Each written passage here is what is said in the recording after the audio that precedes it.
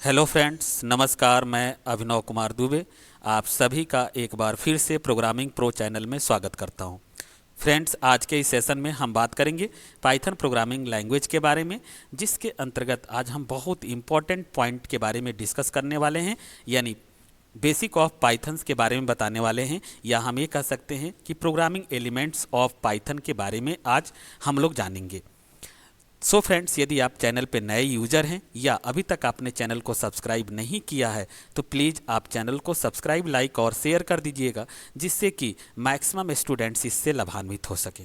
तो आइए आगे बढ़ते हैं और शुरू करते हैं आज के इस सेशन को कंटेंट्स के साथ।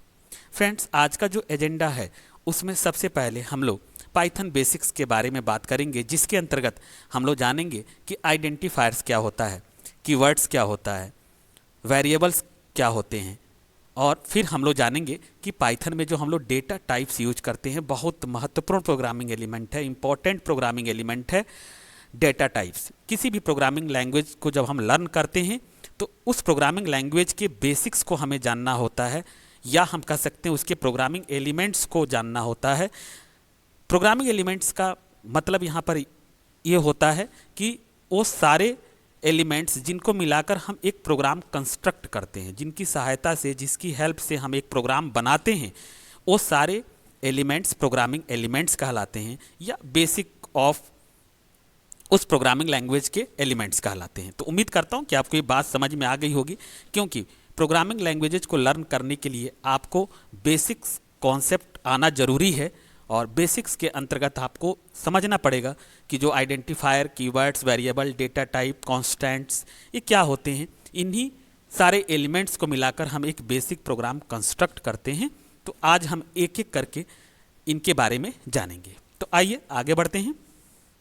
सबसे पहले हम लोग बात करेंगे पाइथन बेसिक्स के बारे में, जिसके अंतर्गत हम सबसे पहले जानेंगे कि पाइथन बेसिक्स में जो पहला एलिमेंट है पाइथन आइडेंटिफायर्स, जिसको हम बोलते हैं कि आइडेंटिफायर्स क्या होता है।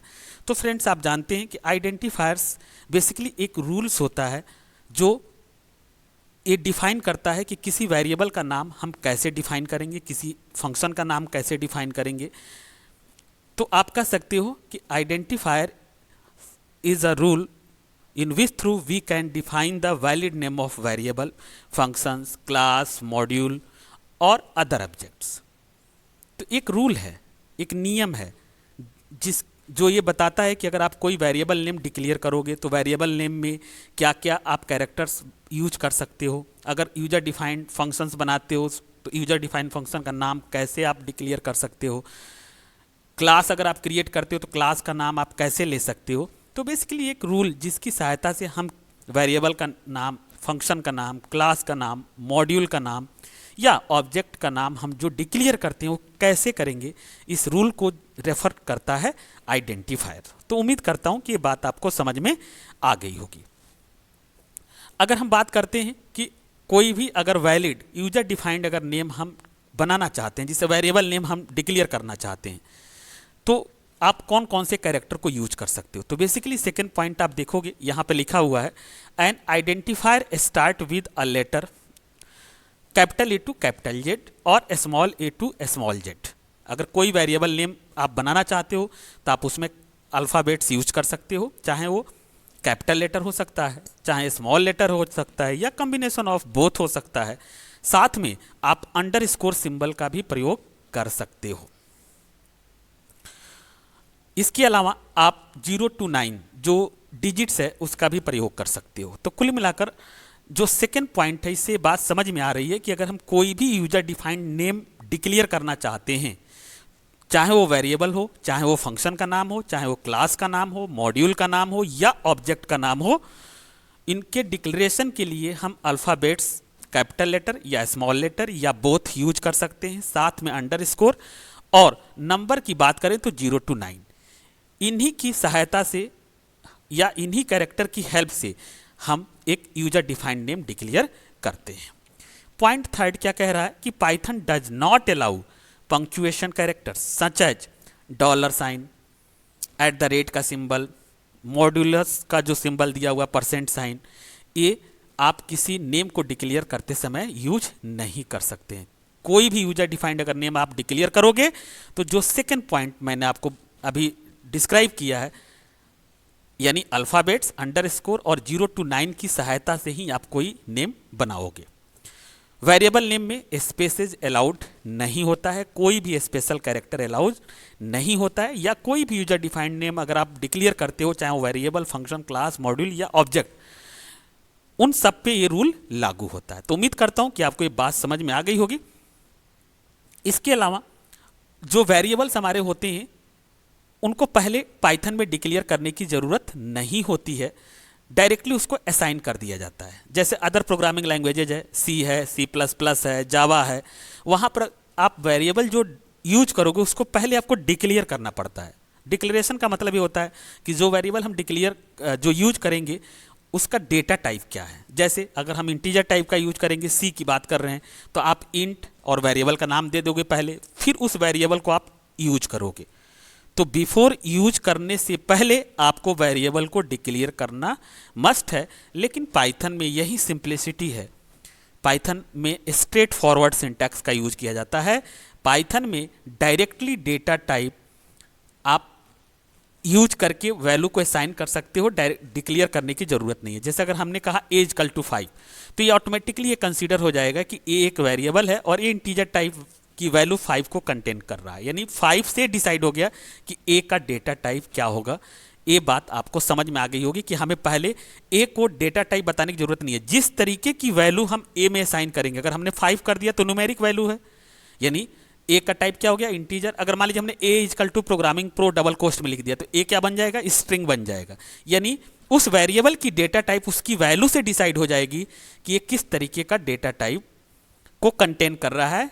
असाइन वैल्यू के हेल्प से ही ये चीज़ डिक्लेयर हो जाती है। इसलिए वेरिएबल को पहले डिक्लेयर करके फिर उसमें वैल्यू असाइन करने की जरूरत नहीं है, डायरेक्टली वैल्यू को हम असाइन कर देते हैं वेरिएबल के अंदर।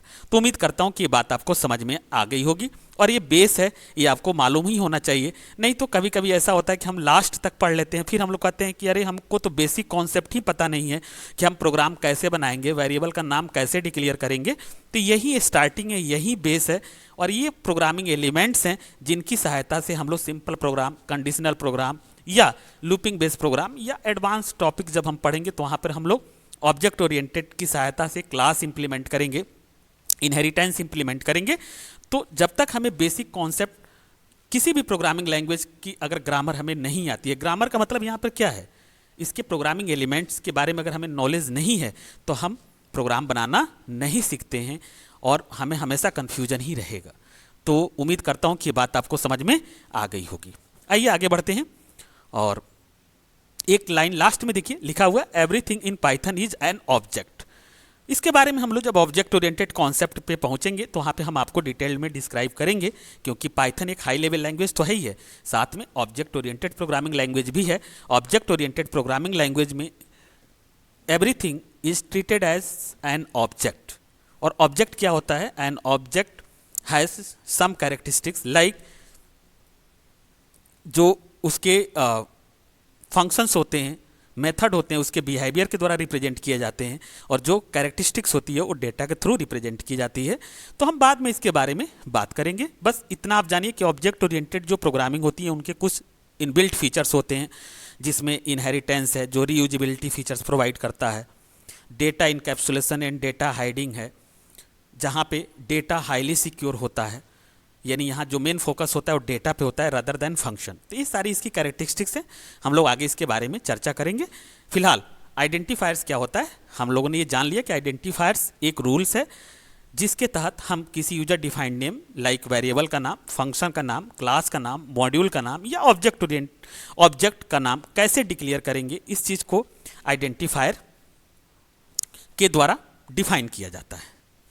तो आइए आगे बढ़ते हैं। अब हम जानेंगे रिजर्व वर्ड्स क्या होते हैं। Each and every programming language में कुछ पहले से कीवर्ड्स डिफाइन किए जाते हैं, उसकी स्पेसिफिक मीनिंग होती है और उसी को हम लोग रिजर्व्ड वर्ड बोलते हैं। जैसे अगर सी लैंग्वेज में प्रोग्राम बनाओगे तो पहले से सिस्टम डिफाइंड कुछ कीवर्ड्स हैं, जिसमें जैसे सी में 32 कीवर्ड्स हैं। उसी तरीके से आप जावा में करोगे, वहाँ पे 48 कीवर्ड्स ऑनवर्ड आपको मिलेगा। तो हर प्रोग्रामिंग लैंग्वेज में कुछ पहले से कीवर्ड्स होते हैं जिनकी मीनिंग पहले से डिफाइंड होती है उस सिस्टम में, और उसको हम लोग बोलते हैं रिजर्व वर्ड्स या कीवर्ड्स। अब यहाँ पे पॉइंट्स अगर आप देखेंगे तो लिखा है these are reserved words and you can not use them as a constant or variable. अभी जो हम लोगों ने पढ़ा कि हम वेरिएबल नेम कैसे डिक्लेयर करेंगे, तो जैसे अगर कोई कीवर्ड्स है सिस्टम में पहले से डिफाइंड है, तो उस कीवर्ड को आप वेरिएबल नेम नहीं बना सकते हो। जैसे यहाँ पर अगर आप देखोगे तो 31 कीवर्ड्स यहाँ पे लिस्ट में शो हो रही है। अब जैसे एंड है, एज है, एसर्ट है, ब्रेक है, क्लास है, कंटिन्यू है, तो इन ये सारे क्या हैं, कीवर्ड्स हैं, इनकी मीनिंग पहले से डिफाइन। अब हम कोई वेरिएबल एज नहीं ले सकते, कोई वेरिएबल एंड नहीं ले सकते। क्यों? क्योंकि ये कीवर्ड्स हैं, इनकी सिस्टम में पहले से मीनिंग डिफाइंड की गई है। तो उम्मीद करता हूँ, और जैसे जैसे प्रोग्रामिंग हम लोग करेंगे सारे कीवर्ड्स को हम लोग यूज करेंगे, तो ये चीज़ आपको समझ में आ गई होगी। आइए आगे बढ़ते हैं।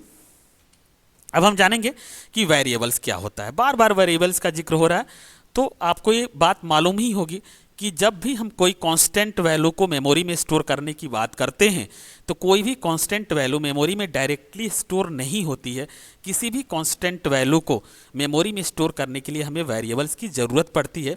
वेरिएबल्स बेसिकली एक मेमोरी स्टोरेज लोकेशन नेम होता है जो मेमोरी के स्पेस को ऑक्यूपाइड कर लेता है, और जब हम कोई कांस्टेंट वैल्यू उस वेरिएबल में असाइन करते हैं तो बेसिकली वो कांस्टेंट वैल्यू वेरिएबल के द्वारा असाइन किए गए एड्रेस पे जाकर स्टोर होती है। इसका मतलब ये है कि किसी भी कांस्टेंट वैल्यू को डायरेक्टली मेमोरी में स्टोर नहीं किया जा सकता है।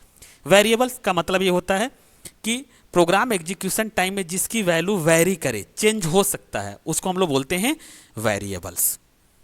जो कांस्टेंट वैल्यूज होती हैं वो फिक्स होती हैं, स्टैटिक होती हैं, जिनकी value during the program execution change नहीं हो सकता है। तो उम्मीद करता हूं कि ये बात आपको समझ में आ गई होगी। और वेरिएबल कैसे हम लोग डिक्लेयर करेंगे ये बात भी आपको पता हो चुका है कि हम वेरिएबल्स जब भी नेम डिक्लेयर करेंगे तो alphabets capital A to Z, small a to Z use कर सकते हैं, या कॉम्बिनेशन ऑफ बोथ यूज कर सकते हैं, अंडरस्कोर और उसके साथ में 0 to 9 डिजिट्स भी यूज कर सकते हैं। कोई भी स्पेशल कैरेक्टर हम वेरिएबल नेम में नहीं देंगे, स्पेसेज अलाउड नहीं है। जैसे कि एग्जांपल देखिए, अब यहाँ पर हमने x इजकल टू लिखा है 5 और y इजकल टू लिखा है प्रोग्रामिंग प्रो। तो अब अगर हम x को प्रिंट करेंगे तो आउटपुट हमें क्या मिलेगा, 5, और y को प्रिंट करेंगे तो क्या प्रिंट करेगा, प्रोग्रामिंग प्रो। अब तो हम जान ही चुके हैं कि पाइथन में जो हम लोग आउटपुट लेते हैं उसके लिए जो फंक्शन है वो प्रिंट फंक्शन है। अगर इसको आप प्रैक्टिकली करके देखोगे तो सिंपल आप इस तरीके से आप इंटरेक्टिव मोड में काम कर सकते हो। और आपको ये बात भी मालूम चल गई है कि पाइथन में जो हम वर्क करते हैं 2 तरीके के मोड पाइथन प्रोवाइड करता है, इंटरेक्टिव मोड और स्क्रिप्ट मोड। इंटरेक्टिव मोड में हम कमांड लाइक वर्क करते हैं, जैसे हमने कहा यहाँ पर x इजकल टू 5 और y equal to, suppose that हमने प्रोग्रामिंग प्रो टाइप कर दिया। और अब हम यदि x और y को प्रिंट करेंगे, हमने कहा प्रिंट, और यहाँ पर हमने x को प्रिंट कर दिया, तो देखिए 5 यहाँ पे डिस्प्ले हो रहा है, और हमने कहा प्रिंट y, तो y को प्रिंट करेंगे तो ये प्रोग्रामिंग प्रो प्रिंट कर दिया। तो उम्मीद करता हूँ कि ये बात आपको समझ में आ गई होगी कि हम वेरिएबल कैसे डिक्लेयर करते हैं, उसमें वैल्यू कैसे असाइन करते हैं। और चूंकि पाइथन में डायरेक्टली वेरिएबल असाइन कर दी जाती है वैल्यूज़ की, हमें पहले से डिक्लेयर करने की ज़रूरत नहीं है।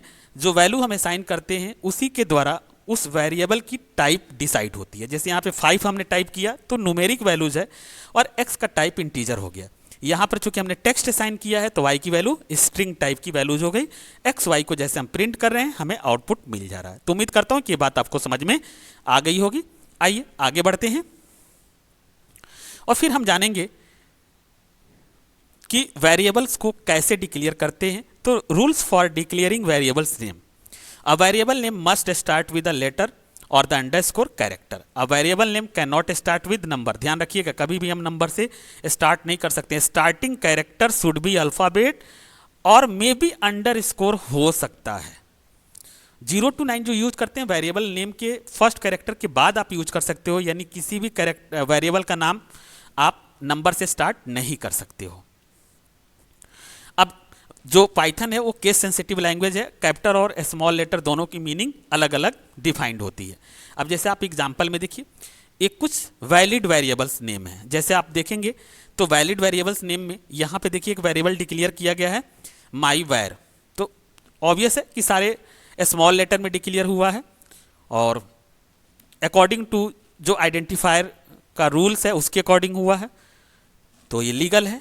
यहां पर अगर आप देखेंगे second example, my under score use किया गया है, फिर यानी माई और वैर के बीच में अंडर स्कोर है, यूज हो सकता है क्योंकि हम अल्फाबेट से स्मॉल, कैपिटल और अंडर स्कोर 0 to 9 भी यूज कर सकते हैं, बट स्टार्टिंग कैरेक्टर नंबर नहीं हो सकता, तो ये भी वैलिड है। अब देखिए स्टार्टिंग कैरेक्टर आपका अंडर स्कोर हो सकता है लेकिन नंबर नहीं हो सकता है, या तो अल्फाबेट होगा या तो अंडर स्कोर होगा। तो जनरली हम इस तरीके का डिक्लेरेशन नहीं करते, किसी के नाम की स्टार्टिंग अंडर स्कोर से हो तो उसको पढ़ने में भी अच्छा नहीं लगेगा, लेकिन एज पर रूल हम इसको कर सकते हैं। जैसे under score my under score वैर, ये वैलिड है। यहां पर हमने माई और फिर वी, देखिए यहां पे कैपिटल है, कैपिटल स्मॉल आप ले सकते हो, ये भी वैलिड है। ये पूरा का पूरा कैपिटल लेटर है, ये भी वैलिड है। यहां पे स्मॉल अल्फाबेट्स है माई वैर, और यहां पर न्यूमेरिक डिजिट्स भी यूज किया गया है, यानी माई वैर 2 नाम का एक वेरिएबल है, ये वैलिड है। अब इलीगल वेरिएबल नेम्स में क्या कैसे होता है, तो जब आप रूल्स के अकॉर्डिंग आप वेरिएबल नेम नहीं डिक्लेयर करते हो। जैसे यहाँ पे एग्जांपल में देखो, यहाँ पे क्या किया गया है, टू माई वैर। अब समझिए टू बाद में था तो ये वैलिड था, लेकिन टू पहले हो गया, नहीं हो सकता। क्यों? क्योंकि स्टार्टिंग वेरिएबल का नेम नंबर नहीं हो सकता, अंडर स्कोर तो होगा लेकिन नंबर नहीं होगा।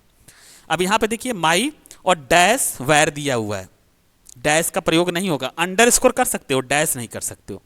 यहाँ माई और वैर के बीच में स्पेस दे दिया गया है, तो वेरिएबल नेम के बीच में स्पेस अलाउड नहीं है, इसलिए क्या है, ये तीनों ही नेम क्या है, इनवैलिड है, क्योंकि एज पर जो आइडेंटिफायर्स का रूल्स है उसके अकॉर्डिंग यहाँ पर वेरिएबल डिक्लेयर नहीं किया गया है। तो उम्मीद करता हूँ कि अगर आप कोई भी वेरिएबल नेम बनाओगे तो वेरिएबल नेम हमेशा मीनिंगफुल क्रिएट करना चाहिए। कैसे डिक्लेयर करोगे, ये एज पर रूल्स होगा, और ये बात आपको मालूम हो गई होगी। तो आइए आगे बढ़ते हैं, और अब हम लोग समझेंगे कि assign value to multiple variables.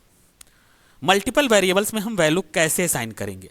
जैसे अगर एक एग्जांपल अगर आप देखोगे तो यहाँ पर क्या है, एक साथ मल्टीपल वेरिएबल्स, तो मल्टीपल देखिए एक्स वाई जेड 3 वेरिएबल हैं और इनकी वैल्यू भी असाइन की गई है। तो अब देखिए यहाँ पर प्रोग्रामिंग प्रो, फिर कंप्यूटर, फिर कंसल्टेंसी, ये 3 अलग अलग वर्ड्स हैं। अब इसमें अगर आप देखोगे तो x की वैल्यू अगर हम प्रिंट करें तो क्या प्रिंट होना चाहिए, y की वैल्यू प्रिंट करें तो क्या प्रिंट होनी चाहिए, और यदि z की वैल्यू प्रिंट करें तो क्या प्रिंट होना चाहिए। तो इसका मतलब ये हुआ कि x में प्रोग्रामिंग प्रो, y में कंप्यूटर, और कंसल्टेंसी में क्या प्रिंट होना चाहिए, यानी z अगर प्रिंट करें तो कंसल्टेंसी प्रिंट होनी चाहिए। अब आइए हम इसको प्रैक्टिकली करके देख लेते हैं कि मल्टीपल वेरिएबल में हम कैसे वैल्यू को असाइन करते हैं। जैसे हमने कहा x comma y, x comma Y comma Z equal to, हमने कहा प्रो कॉमा, हमने कहा बाई, और फिर हमने कहा कॉमा लगाया, और हमने कहा अभिनव। अब अगर हम एंटर कर देते हैं और हम प्रिंट कर लेते हैं x को, तो देखिए क्या दिख रहा है, प्रो दिखेगा। अगर हम प्रिंट कर लेंगे y को तो क्या आउटपुट मिलेगा, बाई, और यदि हम प्रिंट करते हैं z को तो यहां पे क्या दिख रहा है, अभिनव। तो इस तरीके से आप मल्टीपल वेरिएबल को एक साथ डिक्लेयर करके उसके अंदर अलग अलग वैल्यूज आप असाइन कर सकते हो। तो उम्मीद करता हूं कि ये बात आपको समझ में आ गई होगी, और ये पाइथन के स्पेसिफिक फीचर्स है जिसके तहत आप मल्टीपल वेरिएबल में मल्टीपल वैल्यूज असाइन कर सकते हो एक साथ। आइए आगे बढ़ते हैं, और फिर हम समझेंगे कि मल्टीपल वेरिएबल में सेम वैल्यू अगर असाइन करनी हो तब कैसे करेंगे। तो इसका सिंटैक्स आप देखिए, वेरिएबल, अब जैसे x equal to Y equal to Z equal to जो वैल्यूज है, तो यहाँ पर x y z तीनों को अगर प्रिंट करेंगे तो एक ही वैल्यूज है। अभी प्रीवियस एग्जांपल में क्या है, 3 अलग अलग वेरिएबल हैं और उनमें वैल्यूज भी हम अलग अलग असाइन किए हैं। यहाँ पर क्या है कि वेरिएबल तो अलग अलग हैं लेकिन इसमें वैल्यू सेम असाइन हो रही है। तो आइए इसको हम लोग प्रैक्टिकली करके देख लेते हैं। जैसे हमने कहा x equal to Y equal to Z equal to, हमने कहा प्रोग्रामिंग प्रो, और हमने इसको क्लोज किया। अब हमने प्रिंट किया, प्रिंट एक्स, तो देखिए वही प्रोग्रामिंग प्रो प्रिंट हुआ। हमने कहा प्रिंट वाई, तो ही प्रोग्रामिंग प्रो प्रिंट हुआ, और हमने कहा प्रिंट जेड, तो भी प्रोग्रामिंग प्रो प्रिंट हुआ। यानी सेम वैल्यू मल्टीपल वेरिएबल में असाइन हो गई। तो इस तरीके से हम मल्टीपल वेरिएबल में सेम टाइप एक ही वैल्यू को अगर असाइन करना चाहें तो ये प्रॉपर सिंटैक्स है, इसके थ्रू हम कर सकते हैं। तो उम्मीद करता हूं कि ये बात आपको समझ में आ गई होगी कि अगर हमें मल्टीपल वेरिएबल में डिफरेंट वैल्यूज असाइन करनी है तो कैसे करेंगे, और मल्टीपल वेरिएबल में अगर सेम वैल्यूज असाइन करनी है तो कैसे करेंगे। आइए आगे बढ़ते हैं। अब हम जानेंगे बहुत इंपॉर्टेंट प्रोग्रामिंग एलिमेंट है डेटा टाइप्स। किसी भी प्रोग्रामिंग लैंग्वेज में जो आप डेटा यूज करोगे उस डेटा का टाइप क्या होगा, प्रकार क्या होगा डेटा का, डेटा टाइप यानी डेटा का प्रकार। हालांकि पाइथन में हमें प्रीवियसली डेटा टाइप डिक्लेयर करने की ज़रूरत नहीं होती है, हम डायरेक्टली वेरिएबल में वैल्यू असाइन कर देते हैं, और जो वैल्यू असाइन करते हैं उसी के थ्रू ये डिसाइड होता है कि उस वेरिएबल की टाइप क्या होगी। In spite of that her programming language की तरह पाइथन में भी डेटा टाइप्स का कॉन्सेप्ट है। अगर हम देखेंगे तो डेटा टाइप इस तरीके से डिक्लेयर है, none. None basically void type का जब हम लोग फंक्शन पढ़ेंगे तो वहाँ पर हम आपको एग्जाम्पल करके दिखाएंगे। नंबर्स में तीन तरीके के हम लोग यूज करते हैं, इंटीजर्स जो 0 to 9 का कॉम्बिनेशन होता है जिसके हेल्प से हम नंबर बनाते हैं 0 to 9 की हेल्प से, फ्लोटिंग पॉइंट जिसमें दशमलव अंक वाली वैल्यूज होती है, और कम्प्लेक्स जिसमें इंटीजरल और इमेजिनरी वैल्यू दोनों ही होती है। बेसिकली कम्प्लेक्स टाइप की वैल्यू को रिप्रेजेंट करने के लिए हम लोग नंबर के साथ इमेजिनरी जो वैल्यू होती है जे, स्मॉल जे को रिप्रेजेंट करते हैं। तो नंबर्स में तीन तरीके के हम लोग डेटा टाइप यूज करते हैं, इंटीजर्स, फ्लोटिंग पॉइंट्स और कम्प्लेक्स। इसके अलावा सीक्वेंसेस टाइप हैं जिसके अंतर्गत आप सेट्स की बात करोगे, स्ट्रिंग्स की बात करोगे, टपल्स की बात करोगे, लिस्ट की बात करोगे, डिक्शनरी की बात करोगे, ये सीक्वेंसेस टाइप की होती है। फिर मैपिंग डेटा टाइप्स होता है। तो बेसिकली ये सारे हमारे डेटा टाइप्स हैं, एक एक करके हम लोग इसके बारे में जानेंगे भी और पढ़ेंगे भी, प्रैक्टिकली करके देखेंगे भी। तो आइए आगे बढ़ते हैं, और फिर हम लोग डेटा टाइप्स जो पाइथन में नंबर्स हम यूज करते हैं तीन तरीके के, अभी मैंने आपको बताया, इंटीजर, फ्लोट और कम्प्लेक्स यूज करते हैं। और एग्जाम्पल में अगर आप देखोगे तो यहाँ पर बेसिकली x इक्वल टू 1 दिया गया है, तो ये किस टाइप का हो गया, इंटीजर, जो 0 to 9 की कॉम्बिनेशन से जो नंबर बनता है। y इक्वल टू 2.8 दिया गया है, किस टाइप की वैल्यू होगी, फ्लोट टाइप की वैल्यू होगी। और यहाँ पर z इक्वल टू 1 j दिया गया है, बेसिकली ये इमेजिनरी वैल्यू है j। जब हम कम्प्लेक्स वैल्यूज बनाते हैं तो वहाँ पर हमें ये चीज़ j डिफाइन करनी होती है, नंबर के साथ अगर j लग गया तो वो कम्प्लेक्स वैल्यू कहलाएगी। अगर इसको आप प्रैक्टिकली करके देखोगे तो यहाँ पर हम कह सकते हैं कि हमने कहा x इक्वल टू 1, ठीक। और यदि हम कहें कि प्रिंट, अब हम कैसे जानेंगे कि x का टाइप क्या है, तो टाइप यहाँ पर इनबिल्ट फंक्शन है और हमने यहाँ पे x वेरिएबल को पास कर दिया टाइप के अंदर, तो ये बता देगा कि x की टाइप क्या है। देखिए क्या लिख कर आ गया, क्लास इंट लिख के आ गया।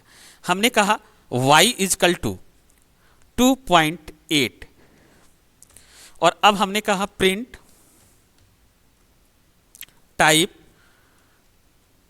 और हमने कहा y, यानी y का टाइप क्या है, इसके लिए टाइप फंक्शन हमने यूज किया है, और ये बता देगा कि y की टाइप क्या है, फ्लोट। अब हमने कहा z इक्वल टू 1 और स्मॉल में j दे दिया, एंटर कर दिया, और हमने कहा प्रिंट टाइप जो कि फंक्शन है, और इसके अंदर हमने z को पास कर दिया। अब ये प्रिंट करके दिखाएगा कि इसका टाइप क्या है, कम्प्लेक्स है। तो उम्मीद कर रहा हूं कि आपको ये बात समझ में आ गई होगी कि पाइथन में सिंप्लिसिटी क्या है, कि हमें किसी वेरिएबल को पहले डिक्लेयर करने की ज़रूरत नहीं है। सेकंड थिंग्स ये है कि किसी वेरिएबल को हम डायरेक्टली असाइन कर देंगे, और जो वैल्यू हम असाइन करते हैं उसी से डिसाइड होता है कि उस वेरिएबल की टाइप क्या है। जैसे कि आपने इस एग्जाम्पल में देख लिया, प्रैक्टिकली मैंने आपको करके दिखा दिया, आप इसको एग्जीक्यूट करके खुद देखिएगा। तो उम्मीद करता हूं कि आपको ये बात समझ में आ गई होगी। आइए आगे बढ़ते हैं। तो इस तरीके से उम्मीद करता हूँ कि ये वीडियो आपको पसंद आई होगी। अगर आपकी कोई सजेशन है तो आप प्लीज़ कमेंट करके बताइएगा। फिर हम आपसे मिलेंगे न्यू वीडियो में। Thank you.